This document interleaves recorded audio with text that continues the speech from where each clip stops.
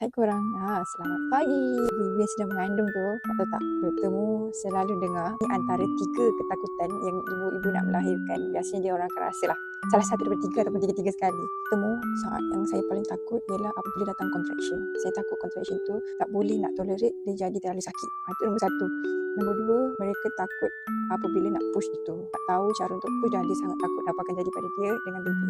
Nombor 3, takut apabila diseluk.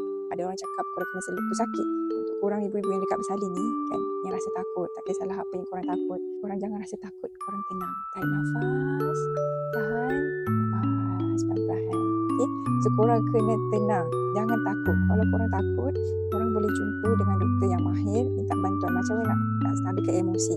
Dan ataupun korang yang dekat sangat bersalin ni, mungkin 7 bulan dah ke, 8 bulan dah ke, 9 bulan ke, dah 10 hari ke, so korang boleh masuk kelas dengan doktormu, kelas rahsia mudahnya bersalin. Sebab apa? Sebelum kita bersalin, biar kita ready, mental kita ready, fizikal kita ready, insya-Allah tak ada takut apa pun, contraction tak ada apa pun kan, push tak ada apa, nak teran baby tak ada apa pun, nak kena seluk pun tak ada apa-apa kan. Kalau emosi kita dah ready, fizikal kita dah ready, semua akan jadi mudah. So jangan lupa daftar kelas rahsia mudahnya bersalin. Tahu, jumpa doktormu tak sabar untuk sharekan banyak lagi tips rahsia. Macam ni kita nak bersalin nanti, kita daftar je, nanti jumpa doktormu. Okay, tak nak takut-takut dah. Bye-bye.